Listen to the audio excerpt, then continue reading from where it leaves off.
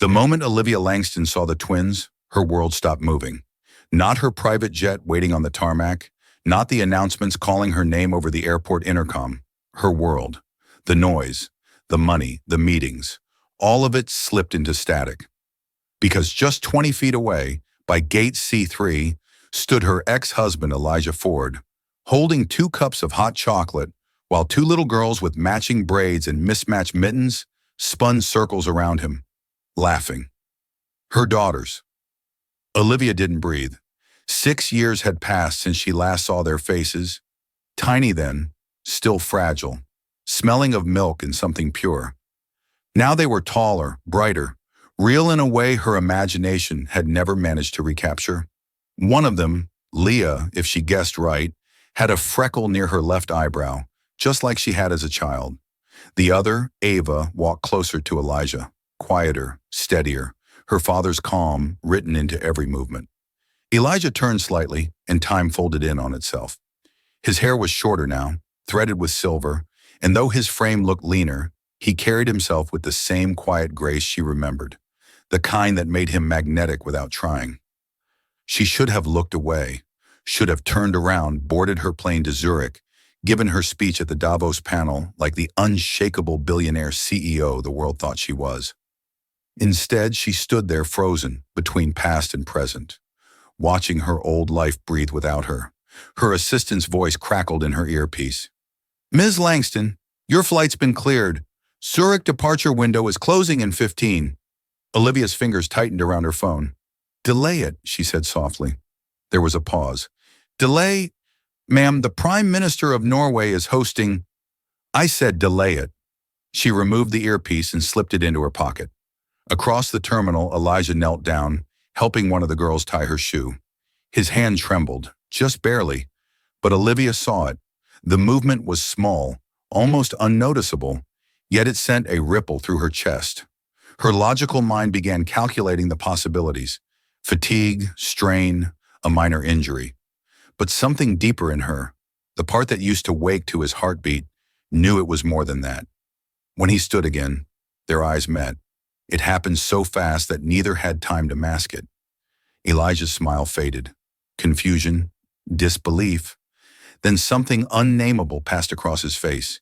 He didn't move closer, didn't wave. He simply froze, as if his body, too, had decided it couldn't risk remembering. Olivia's heart stumbled in her chest. She wanted to walk over, to say something simple, something human, like hello.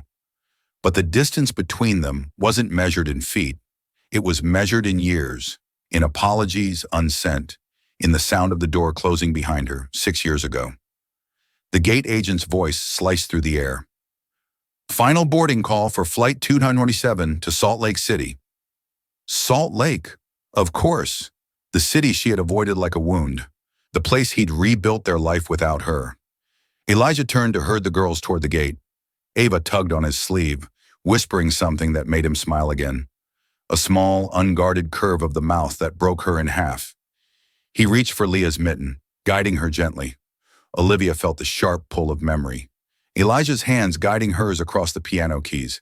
The faint smell of cedar and coffee that lingered on his shirt. The quiet laughter that used to live between them before her mind fractured into something she couldn't name. She blinked hard. Not here. Not now.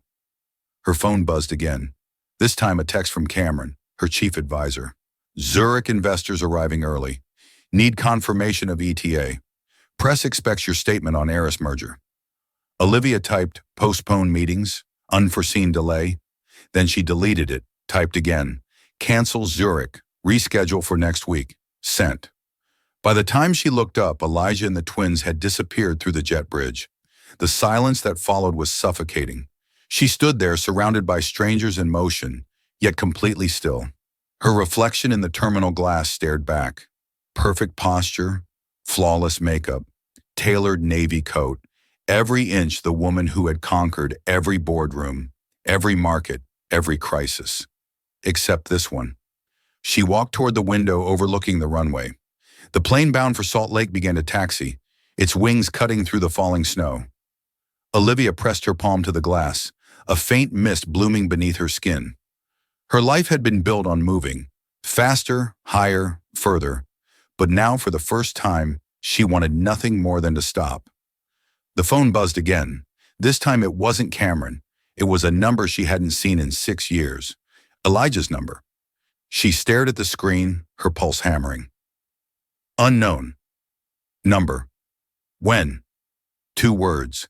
No punctuation, no accusation. Just the quiet, unmistakable voice of a man who hadn't forgotten. Her hands trembled. She typed and erased 3 different replies. Soon. Whenever you'll let me. I saw you today. None felt right. Finally, she typed just 1 word. Olivia. Now. The message sent. The plane began to accelerate down the runway, carrying her past away from her. She turned and walked out of the terminal, the echo of her heels the only sound that followed. Outside, the snow fell harder, softening the city's edges. A car idled at the curb, her driver waiting. Back to the office, Ms. Langston? He asked. No, she said, sliding into the seat. Find me the next flight to Salt Lake City. The driver blinked in the mirror. Tonight? Now? He hesitated only a moment before nodding. As the car pulled away, Olivia stared out the window, watching the snow swallow the skyline. Somewhere in that same falling white, her daughters were crossing into the sky, into the life she had abandoned. And this time, she intended to follow. Olivia Langston hadn't felt fear in years, not when competitors tried to bankrupt her, not when the markets collapsed, not even when she'd built her empire from the ashes of her own scandal. But that morning, as her car crept through the gray light of Salt Lake City, she realized fear wasn't about loss. It was about what could no longer be undone. The city was quieter than she remembered, framed by mountains and stillness. It looked smaller now, almost fragile. 6 years ago, she'd left it behind like an unwanted version of herself. An exhausted wife, a terrified new mother, a woman who'd forgotten how to breathe. Now every street corner felt like a mirror, reflecting a life she had tried to erase. Her driver pulled up in front of the Afton Hotel, the best in the city, though its charm was modest compared to her usual penthouses and boardrooms. Olivia tipped him without thinking and climbed out into the cold. The air here was different, thinner, sharper. It carried memory like scent. Inside her suite, the quiet was unnerving. She set her phone on the table and stared at the glowing screen. No new messages. She told herself she didn't expect one. She'd sent now, but Elijah hadn't replied. Maybe he wouldn't. Maybe that was the punishment she'd earned. She showered, changed into something understated, dark jeans, a gray coat, and sat on the bed, fingers restless. Every instinct in her body wanted to make a plan. Call him, find the girl's school, start fixing the unfixable. But guilt didn't bend to logistics. It was heavier than that, and for once her power meant nothing. By afternoon, she was pacing. She couldn't take the silence. She called Cameron. Liv, came her advisor's voice, calm and crisp. Where are you?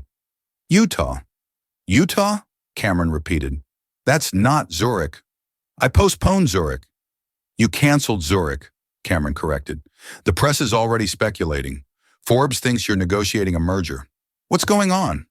Olivia hesitated. Personal matters. Personal doesn't fit your calendar, Cameron said. You don't have personal, Liv. That's the whole brand. Olivia closed her eyes. Then maybe the brand's wrong. Silence stretched over the line. Cameron had been with her for a decade. She knew when not to push. Finally, she said softly, Is it him? Yes. And the girls? I saw them, Olivia whispered. They're beautiful. Cameron exhaled slowly. Do you want my honest opinion? No. You'll get it anyway, Cameron said. Whatever this is, you're walking into fire. But maybe you need to burn a little. Olivia almost smiled. That's why I keep you around. Do you know where they live? Not yet. I can find out. Don't, Olivia said quickly. I'll do it myself. Cameron paused. Then at least promise me something. What? When you see him, don't talk like a CEO. Talk like a person. The line went quiet. Olivia hung up before she could promise something she wasn't sure she could deliver. It was evening when she finally left the hotel. The snow had started again, soft flakes catching in her hair. She walked with no destination, Only the weight of when, still lingering in her chest. She found herself in Liberty Park almost by accident. The lamps glowed through the mist, their light bending around the trees. Across the street stood a small clinic, Wasatch Family Care. Its name stirred something in her memory. She checked her phone. Nothing. Then the door to the clinic opened. Elijah stepped out. For a moment, she thought she was dreaming. He wore a heavy coat, scarf pulled close, but she could see the pallor beneath his skin. His gait was careful. The tremor she'd noticed at the airport was still there, slight but constant. He stopped to speak with a nurse, nodded politely, and started walking down the sidewalk. Olivia's breath hitched. She wanted to call his name, to close the distance, but her voice wouldn't come. Instead, she followed slowly, quietly like a shadow. He stopped by a crosswalk. When the light changed, he glanced sideways, and his eyes caught hers. For the second time in 2 days, their worlds collided. He didn't look surprised this time, just tired. "Are you following me?" he asked. Olivia stepped forward. "I didn't mean to." He huffed a dry laugh. "That's new." "Elijah," her voice cracked. "You didn't answer." "I didn't know I was supposed to. You texted me. I asked when. That wasn't an invitation. It was disbelief." His tone wasn't cruel, but it cut anyway. She took another step. "Please, just 5 minutes." He hesitated, then nodded toward a bench near the curb. They sat in silence. The city hummed quietly around them. Cars, footsteps, the faint buzz of a streetlight. "You look the same," he said finally, "except colder." She winced. "You look—" She stopped herself. "You look tired." "ALS will do that," he said. The words hit her like a slap. "I know." "You know?" His voice sharpened. "Did you have me followed?" "No." Her throat tightened. "Cameron told me. I didn't ask her to." He stared ahead, his breath forming clouds in the cold air. "Of course. Information first, emotions later." "Elijah, I didn't come here to fight." "Then why are you here, Liv?" he asked softly. "Guilt? Nostalgia? Or just curiosity about what you left behind?" Her hands shook. "Because I'm not running anymore." He turned to look at her, really look at her, as if searching for a lie. Whatever he saw, it made him pause. "Then don't make promises you can't keep." "I won't," she said. He stood slowly, leaning on the railing. "Thursday morning," he said. "Liberty Ice Rink. The girls practice before school." Her chest tightened. "You're inviting me?" "I'm giving you a chance," he said. "That's all." And then he walked away, disappearing into the falling snow. Olivia sat there long after he was gone, her breath fogging in the air. For once, she didn't reach for her phone, didn't check her reflection, didn't plan what to say next. She just whispered into the quiet, "I'll be there." And this time, she meant it. Thursday came wrapped in a silence that felt like judgment. Olivia sat in her car across from Liberty Ice Rink, fingers gripping the steering wheel, watching her breath fog the windshield. The morning was gray, the kind of cold that burned the skin, but inside her chest it was warmer, a mixture of nerves and guilt that wouldn't settle.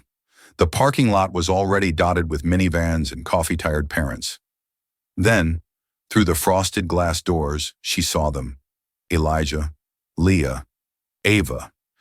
They were slipping skates on. Elijah crouched between the girls, his movements slower but precise. Leah chattered endlessly, her energy filling the space. Ava listened quietly, nodding but rarely smiling.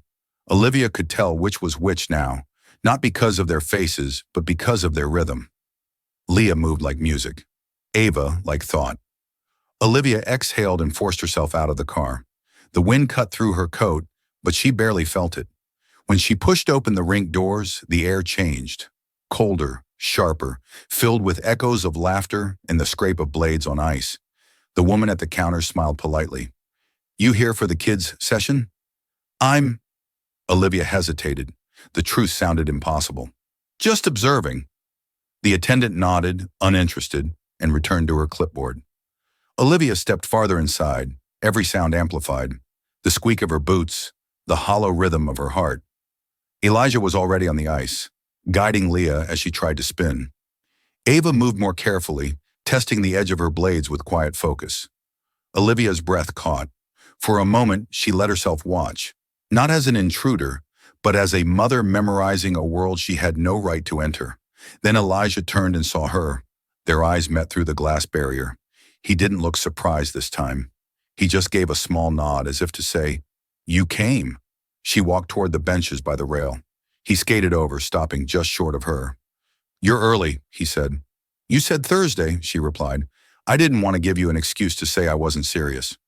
"That would have been your old style," he said, faint amusement tugging at his mouth. "Always 5 minutes late, but somehow still in control." "Control was easier than honesty," she said quietly. He studied her for a long moment, the kind of silence that weighed more than words. Then he nodded toward the girls. "They don't know you're here yet." "I wasn't sure I should interrupt," he sighed. "Leah won't care. Ava might. I figured." He looked past her, toward the empty bleachers. "So what now? You planning on watching from the sidelines forever?" "Not forever," she said. "Just until I remember how to stand on ice again." A ghost of a smile flickered across his face. "You were always terrible at skating." "Still am, I imagine." For a moment it felt like years had melted, like the sarcasm and warmth of their old selves were still buried somewhere beneath all the frost. But then Elijah's hand twitched, just slightly, and the tremor broke the illusion. His right glove shifted awkwardly. Olivia swallowed. "Does it hurt?" He shook his head. "Not yet, just forgetful. My hand forgets it's supposed to listen." "I'm sorry," she whispered. "Don't be," he said. "I'm used to things not listening." The words landed heavier than she expected. Before she could respond, Leah's voice cut through the rink. "Dad, watch me." Elijah turned, smiling faintly. "Go ahead, sweetheart." Leah attempted a wobbly spin and nearly fell. Ava groaned from across the rink. "You're supposed to bend your knees." "Don't tell me what to do," Leah called back.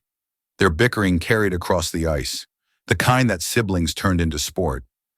Elijah's laughter slipped out. Low and real, Olivia felt the ache of nostalgia twist inside her. "They're beautiful," she said softly. "They are." He glanced at her again. "You want to meet them?" Her breath stalled. "Now? If not now, when?" She hesitated, heart pounding. "What do I even say?" "Something true," he said. "Start there." Leah reached the edge of the rink first, tugging off her gloves. Her face was flushed, her hair messy. "Dad, my feet hurt." She stopped mid-sentence when she noticed Olivia. "Who's that?" Elijah crouched down beside her. "That's someone who used to know you when you were very small." Leah blinked. "Like Grandma?" "Not quite." He smiled gently. "That's your mom." The world seemed to tilt.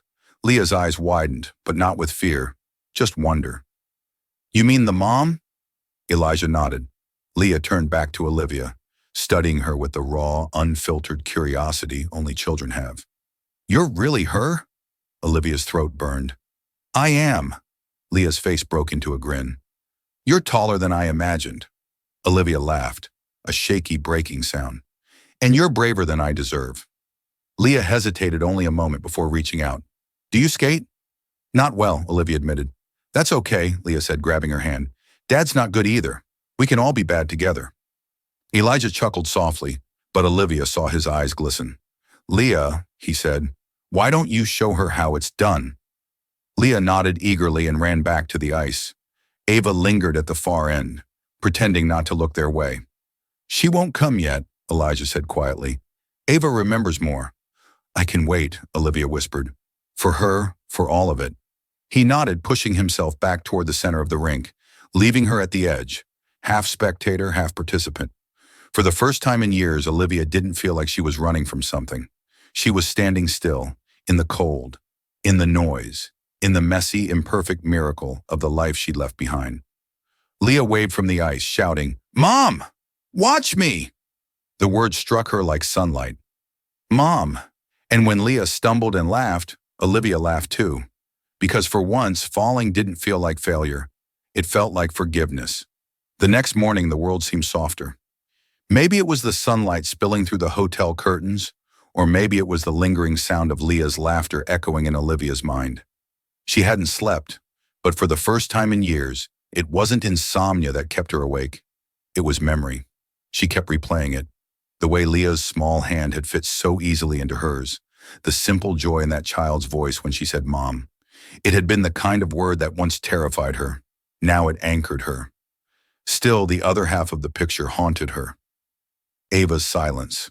The careful distance in the girl's eyes. The part of Olivia that used to read quarterly projections and spot weakness before it broke now ached to understand that 8-year-old's guardedness. But guilt wasn't a strategy. It was a weight. Her phone buzzed on the nightstand. Unknown number. She knew before reading it who it was. Elijah, Cafe by the Rink, 11 a.m., if you're still here. Olivia stared at the message, heart thudding. If you're still here. He didn't ask if she wanted to be. He asked if she could stand the staying. The cafe was small and ordinary. The kind of place she would have passed by 100 times in her old life. The bell above the door jingled when she walked in. Elijah was already there, sitting by the window with a steaming mug of tea and his ever-present scarf. He looked up when she approached. "You came." "I said I would. People say a lot of things.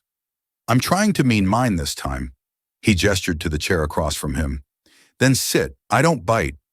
The smell of cinnamon and espresso wrapped around her as she sat. The waitress dropped off a second mug before she could order.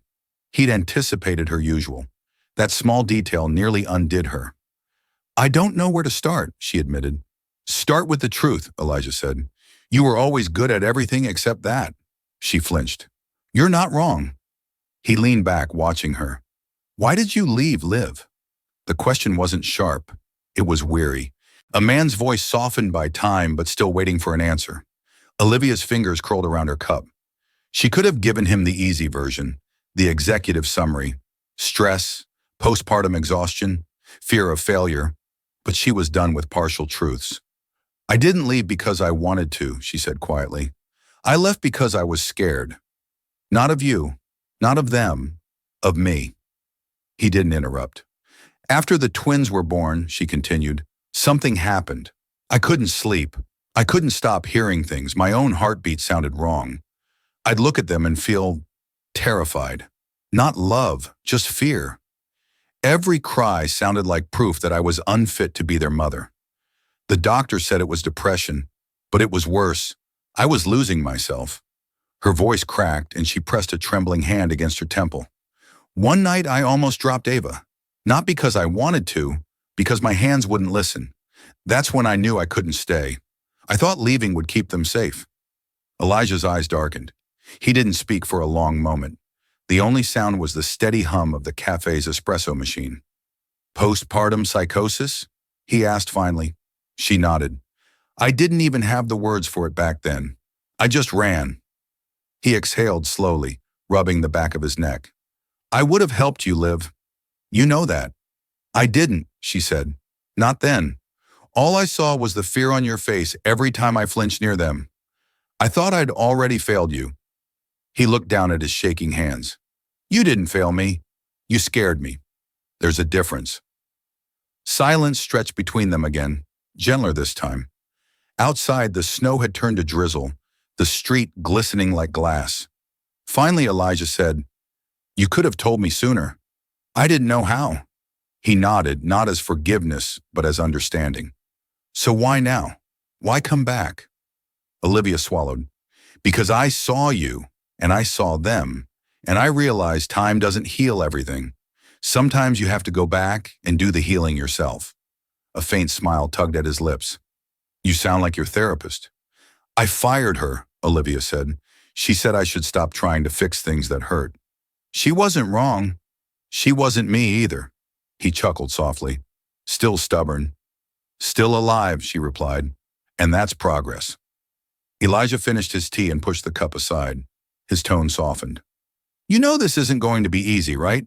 Leah forgives fast. Ava doesn't. I know. She'll test you, push until you break. Then I'll let her see that I don't," Olivia said. "That I'm staying." He nodded slowly, then reached for his coat.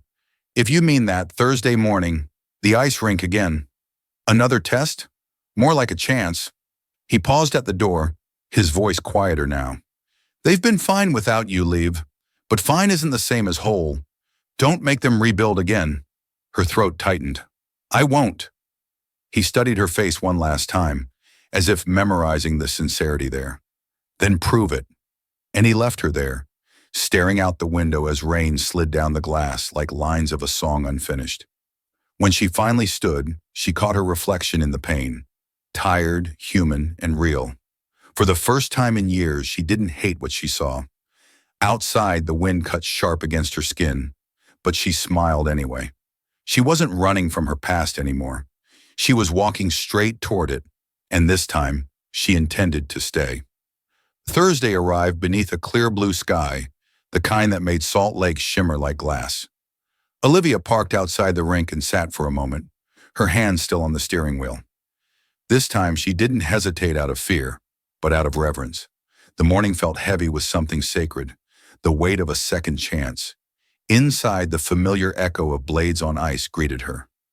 Leah was already skating in clumsy circles, her laughter carrying through the cold air. Ava stood at the far end, focused and deliberate, every movement neat and practiced. Elijah was on the bench, lacing his skates slowly. His hands shook, but his face remained calm, patient. When he saw her, he gave a small nod. No smile, no surprise, just quiet acknowledgement. She returned it, the kind that said, I'm here. Leah spotted her next and waved excitedly. Mom, you came again! The word still startled Olivia, though it filled her with something warm and aching. I said I would. Ava didn't look up. Her jaw tightened, her focus sharpening as if her skates were the only thing worth seeing. Leah skated toward the edge, nearly colliding with the railing. Dad says you used to be bad at this. Olivia laughed softly. He's right. You should try again, Leah said. I can teach you. Brave of you to offer. Leah grinned. I'm a professional now. Olivia slipped off her gloves, the cold biting her fingertips. Then I suppose I should trust the expert. Elijah stood and extended a hand to help her onto the ice. Still want to prove you can do everything yourself? Not today, she said, taking his hand. His grip was firm despite the tremor. Her first few steps were as disastrous as expected.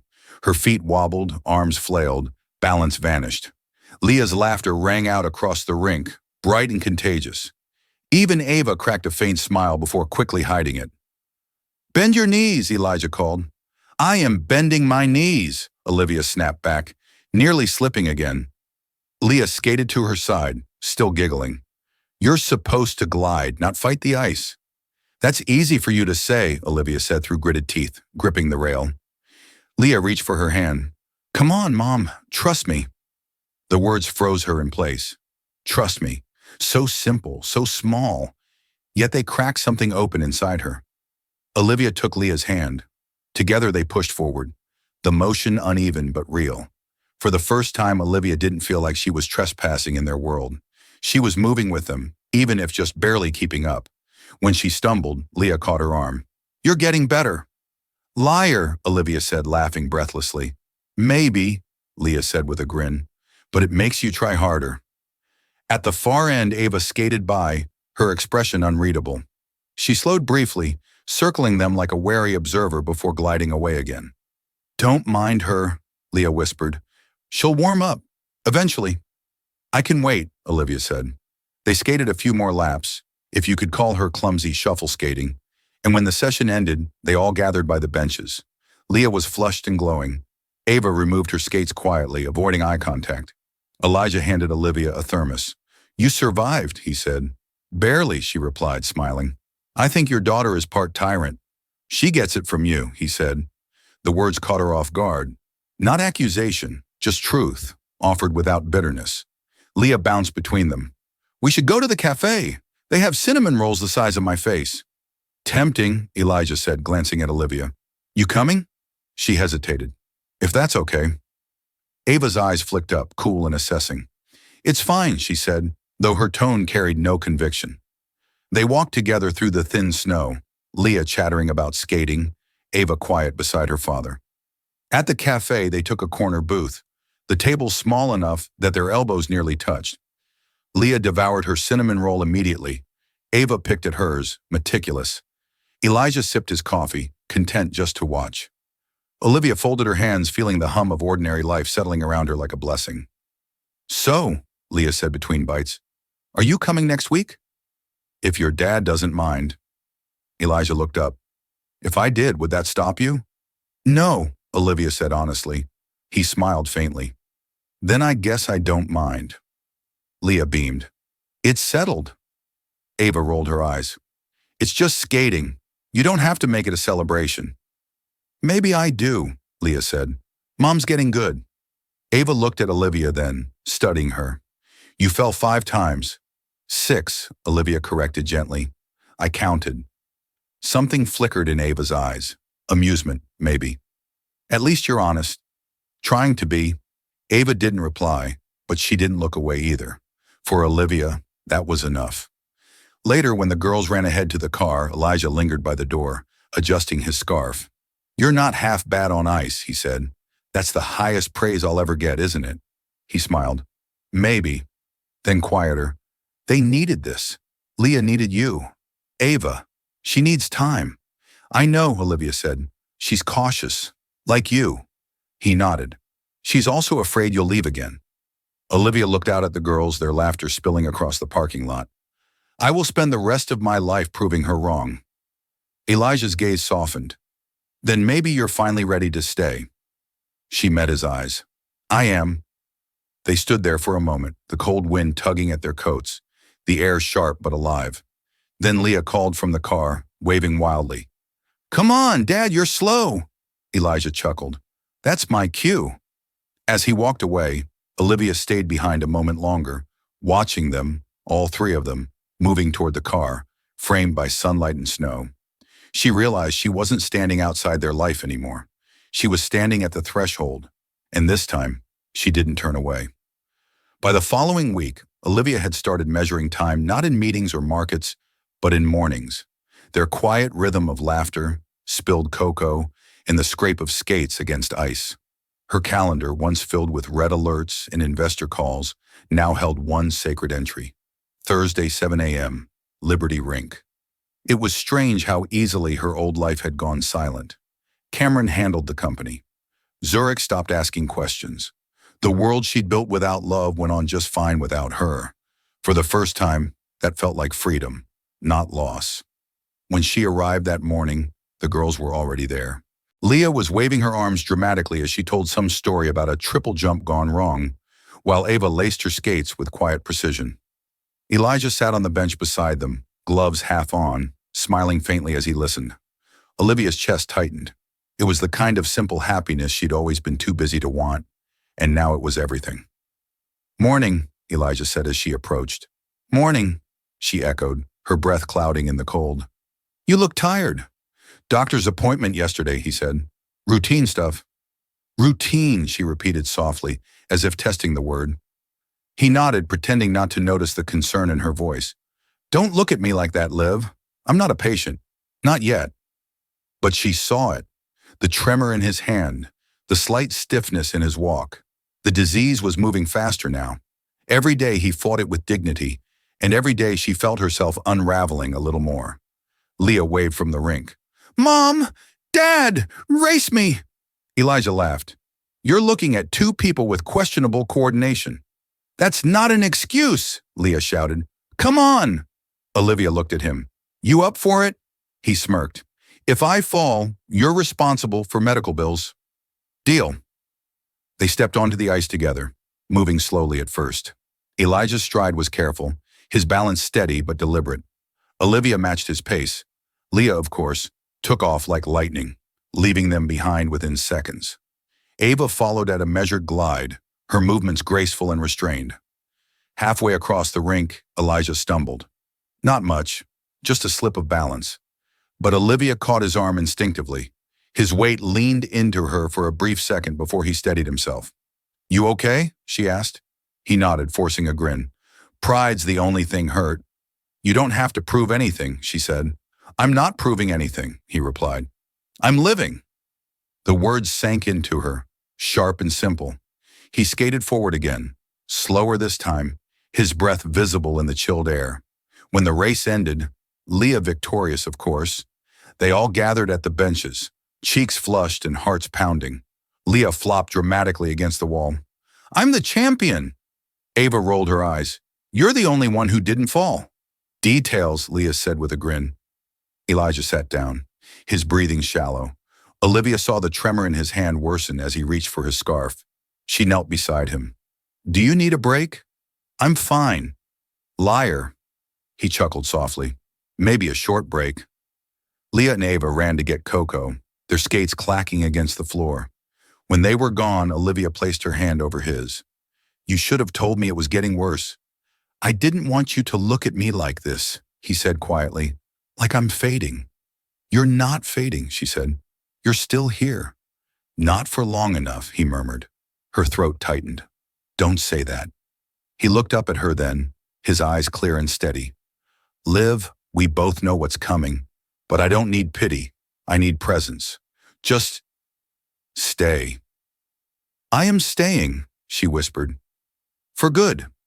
He smiled faintly. "Then maybe we'll be okay."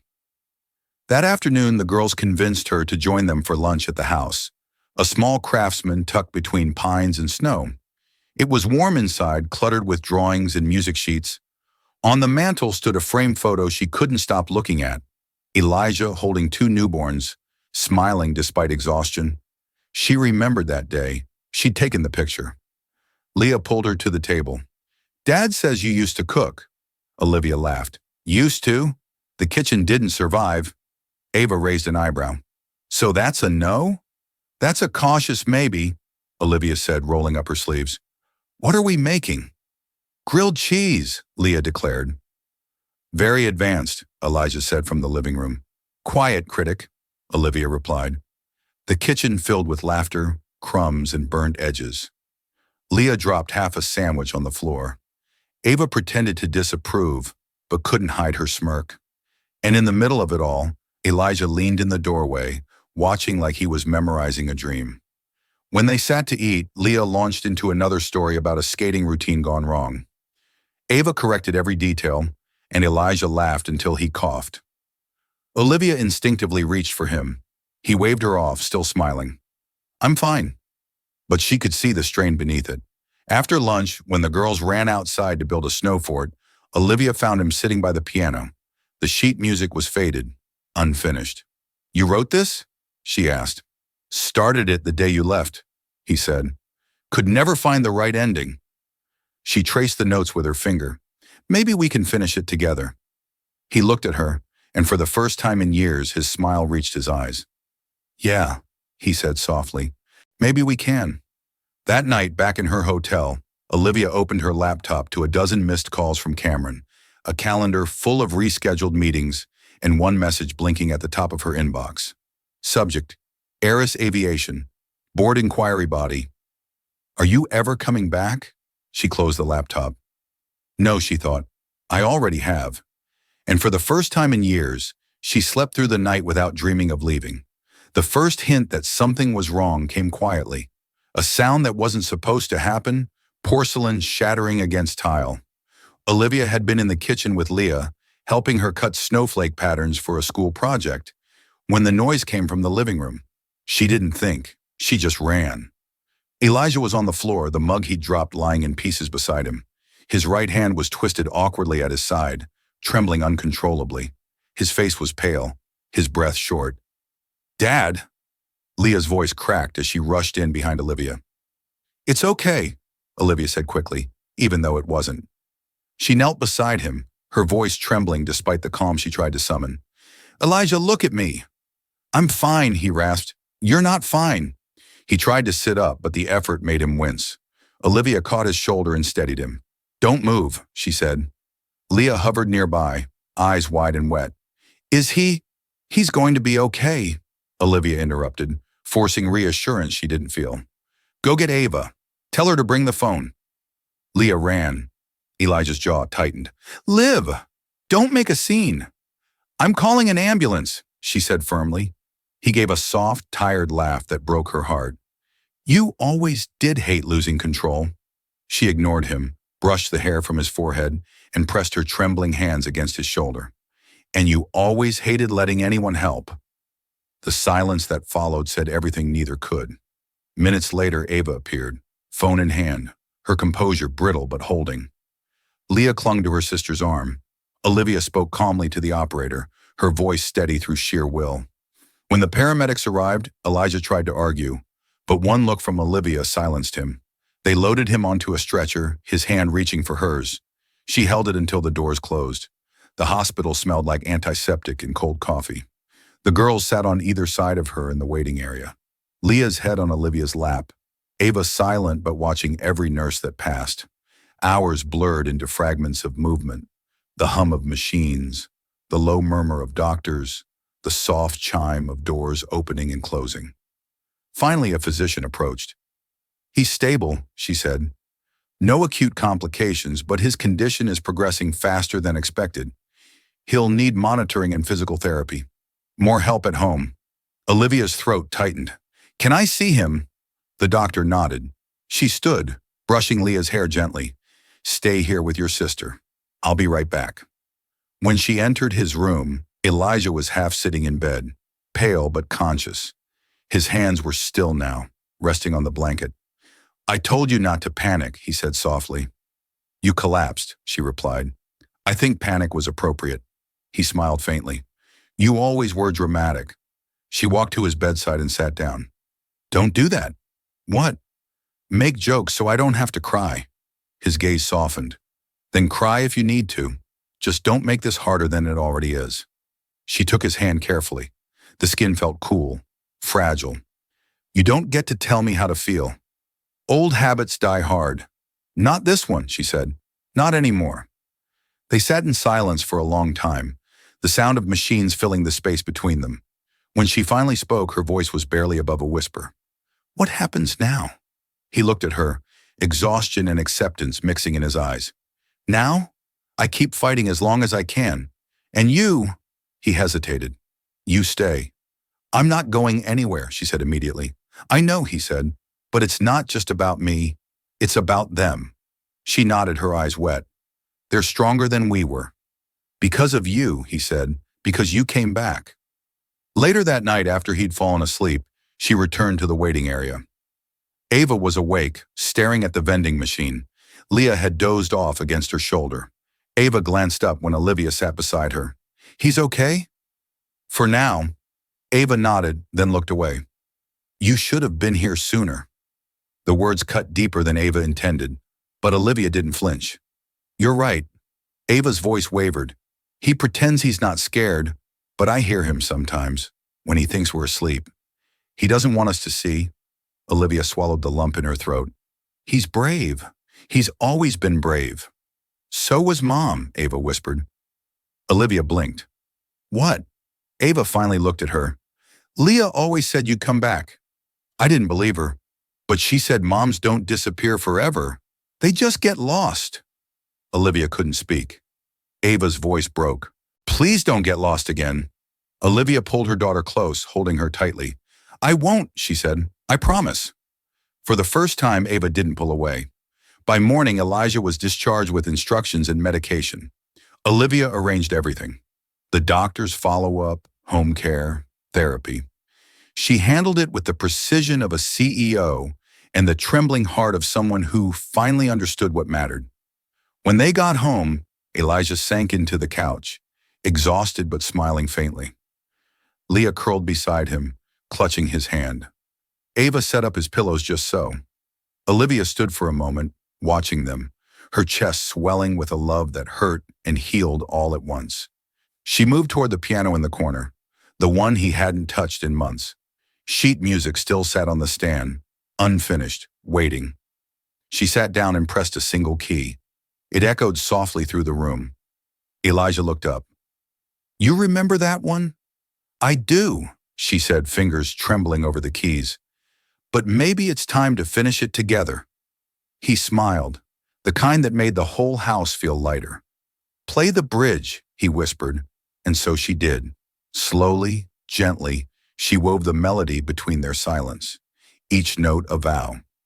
By the time the song faded, Elijah's eyes were closed, his breathing steady. Leah had fallen asleep beside him. Ava leaned against the piano bench, her head resting on Olivia's shoulder. The house was quiet again, but it wasn't the silence of absence anymore. It was peace. The days that followed the hospital scare unfolded in slow motion, quiet, deliberate, fragile. Every morning felt borrowed, every evening a small miracle. Olivia stopped checking her phone entirely. The company could survive without her. She wasn't sure Elijah could. The house became a rhythm of small kindnesses. Leah would sneak her father's tea to his bedside before school. Ava, ever the realist, kept a notepad of his medication times. Olivia learned the choreography of caretaking, lifting, steadying, pretending not to notice when he trembled more than the day before. And Elijah? He met every moment with quiet grace.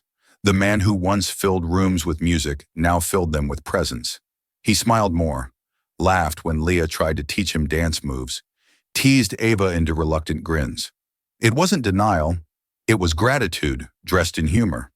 Still, there were cracks. One evening, Olivia found him by the window, his fingers hovering above the piano keys, but refusing to move. "I can still hear it," he murmured, voice rough. "Every note, every breath of the song we never finished. But my hands, they've forgotten the language." She stepped closer. "Then I'll remember it for you." He smiled faintly.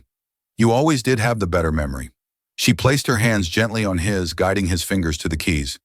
"We'll finish it together, Elijah, even if it takes a lifetime."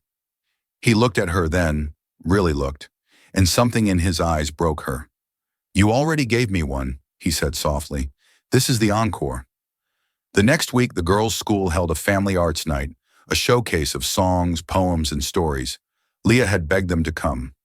"We wrote something," she said mysteriously, grinning at Ava.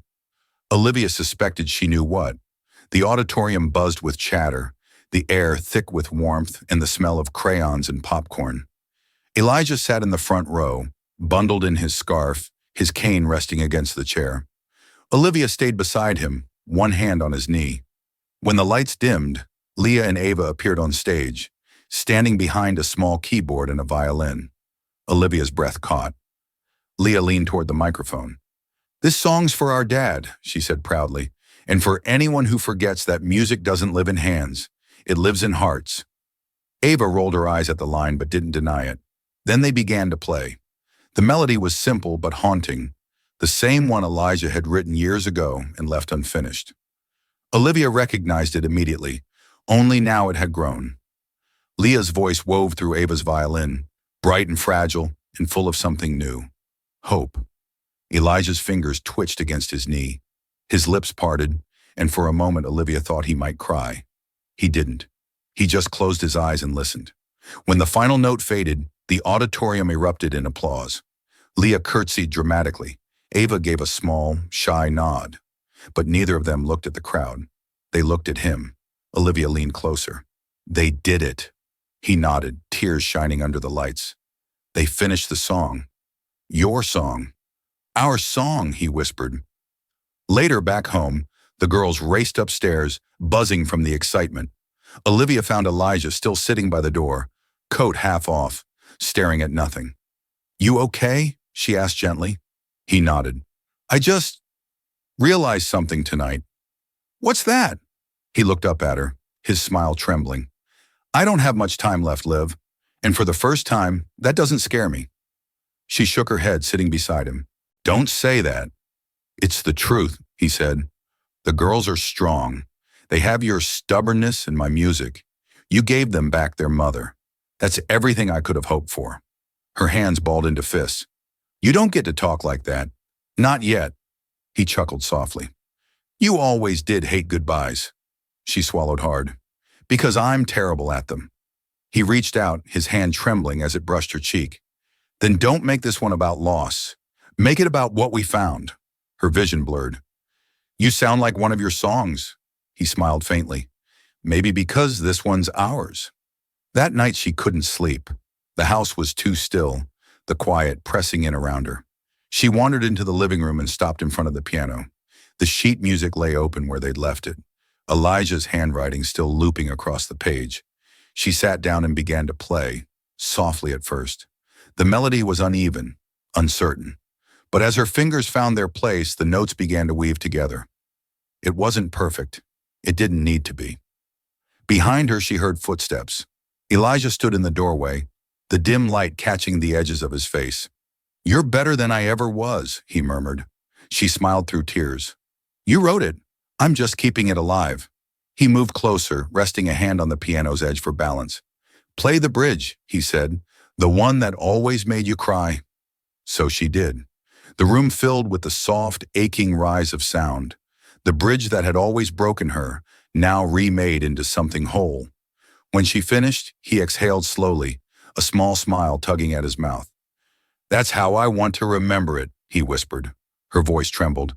"Then promise me you'll stay long enough to hear it again." He reached for her hand, threading his fingers through hers. "I'll stay," he said, "as long as you keep playing." They sat together in the soft hum of silence, the kind that didn't feel empty but full, of music, of memory, of everything they had finally become. Outside, snow began to fall again, slow and deliberate, blanketing the world in white. Olivia closed her eyes and listened to the rhythm of his breathing beside her, steady and fragile all at once. For the first time, she wasn't afraid of what was coming. For the first time, she believed that love, once broken, could still find its own way home. Autumn came quietly that year. The air grew thin, the light slanted gold, and the trees along Liberty Park shed their leaves in slow surrender. For Olivia, time had begun to feel like a gentle thief, one that took, but only after reminding her of what she had. Elijah's illness progressed in small, cruel increments. The tremor that once appeared only in his right hand had spread. Some mornings he couldn't button his shirt. Some nights he couldn't finish a sentence without stopping to catch his breath. But he never complained. He saved his energy for the girls, for laughter, for music, for the tiny rituals that made their lives feel normal. Olivia learned to move around him like a melody, subtle, attuned, ready to catch what might fall. Their home had grown quieter but fuller, each silence filled with meaning. She had stopped counting the days he might have left. She counted the moments he still made beautiful. One evening, Leah came bursting through the door, a permission slip clutched in her hand. "School showcase," she announced proudly. "They want us to perform something special this year." Ava, trailing behind, gave a small shrug. "She means she volunteered us." Leah grinned. "You love it." Elijah from the couch smiled. "Another song?" "The song," Leah said. "Ours." Ava crossed her arms. "It's not finished." Olivia exchanged a look with Elijah. He said softly, "Then maybe this time it will be." The weeks that followed were filled with music again. Every afternoon the house came alive. Leah's voice ringing bright, Ava's violin threading steady beneath it. Olivia would sit by the piano, coaxing out notes that carried warmth instead of sorrow. And Elijah, though his strength waned, sat nearby, humming quietly, eyes half closed but full of light. They were writing something larger than a song. It was memory stitched into sound, love hidden in harmony. On the night before the showcase, Olivia found Elijah in his study, staring at a page of lyrics he could no longer write. The pen trembled in his grasp. She knelt beside him. "Let me." He hesitated. "I don't want to dictate. It has to be mine." "Then I'll be your hand," she said gently. "Just tell me what you hear." He exhaled. "It's a bridge. It comes after the second chorus. The words are simple. If love is a song, play it slow. If life forgets the melody, start again." Her throat tightened. She wrote them down, each word a promise. When he finished, he leaned back, exhausted but smiling faintly. "It's not perfect. It's real," she whispered.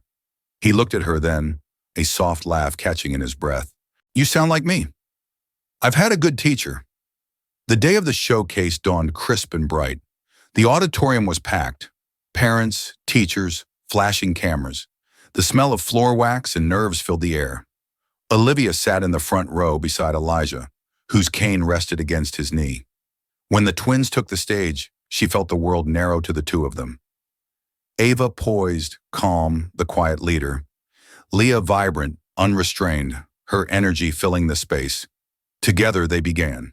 The music started softly, Ava's bow gliding across the strings, Leah's voice trembling before it steadied. And then Olivia heard it. The melody she and Elijah had written years ago, reborn through their daughters. Every line, every note carried pieces of them.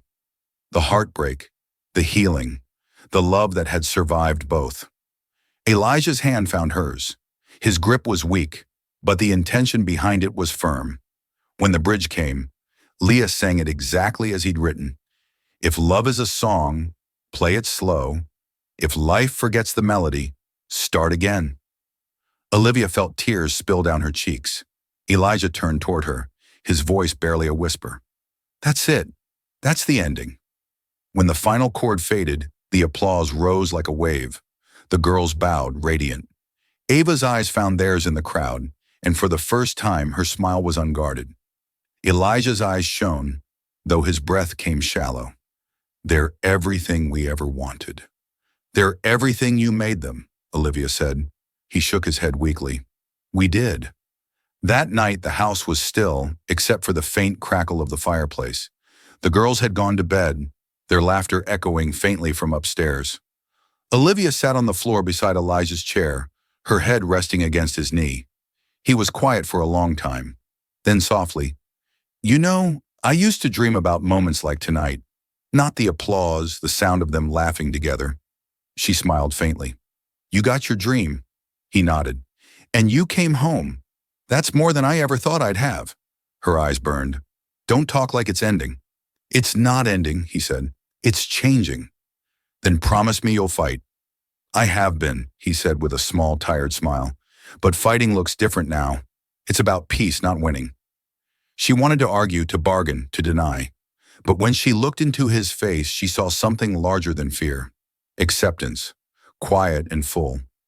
He reached out, his hand trembling as he cupped her cheek. When I can't play anymore, promise me you'll keep the music alive. For them, for us. She covered his hand with hers. I promise. He smiled, closing his eyes. That's all I needed. For a long time, neither of them spoke. The fire dimmed, the house settled into silence, and the night wrapped around them like a lullaby. When his breathing grew slow and steady, Olivia pressed her forehead to his hand. I'll keep playing, she whispered, and she meant it. Outside, the first snow of winter began to fall again, soft, unhurried, endless. The morning Elijah didn't wake up, the world was impossibly quiet. It was early, dawn just a whisper behind the mountains. Snow drifted past the window, soft and weightless, the kind that fell without sound. Olivia sat beside the bed, her hand still resting on his. His expression was peaceful, the faintest trace of a smile at the corner of his lips, as if he'd simply fallen into a dream mid-song. For a long while she couldn't move. The air felt too still to disturb, her breath too loud. Then Leah's small voice came from the doorway. Mom?